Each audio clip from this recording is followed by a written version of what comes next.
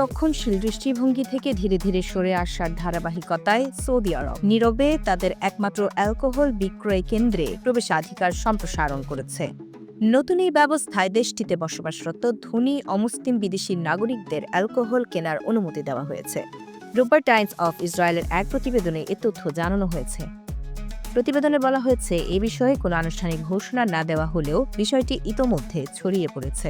এর ফলে রাজধানী রিয়াদের ডিপ্লোম্যাটিক কোয়ার্টারে অবস্থিত অচিহ্নিত ও গোপন ওই দোকানদারের সামনে গাড়ি ও মানুষের দীর্ঘ লাইন দেখা যাচ্ছে। 2024 সালের জানুয়ারিতে দোকানটি প্রথম চালু করা হয়। এ সময় এটি শুধু অমুসলিম কূটনীতিকদের জন্য সীমিত ছিল। নতুন নিয়ম অনুযায়ী এখন প্রিমিয়াম রেসিডেন্সিধারী অমুসলিম বিদেশিরাও এখান থেকে অ্যালকোহল কিনতে পারবেন। এই বিশেষ আবাসন অনুমতিপত্র সাধারণত দক্ষ পেশাজীবী বিনিয়োগকারী ও উদ্যোক্তাদের দেওয়া হয়। ইসলামের পবিত্রতম স্থানগুলোর আবাসভূমি সৌদি আরবে 1950-এর দশকের শুরু থেকে অ্যালকোহল নিষিদ্ধ। বিশ্লেষকদের মতে এ দোকানটি কঠোর নিয়ন্ত্রণের মধ্যে অ্যালকোহল বিক্রির একটি পরীক্ষামূলক উদ্যোগ। সৌদি আরবের কার্যত শাসক যুবরাজ মোহাম্মদ বিন সালমান ও তার পিতা বাদশাহ সালমান দেশটিতে ব্যাপক সামাজিক ও অর্থনৈতিক সংস্কার কার্যক্রম চালিয়ে যাচ্ছেন।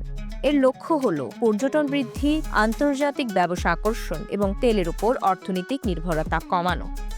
ইসলামী শরিয়া আইনে পরিচালিত এই দেশটি ইতোমধ্যে সিনেমা হল চালু করেছে, নারীদের গাড়ি চালানোর অনুমতি দিয়েছে এবং বড় ধরনের সঙ্গীত উৎসব আয়োজন করেছে।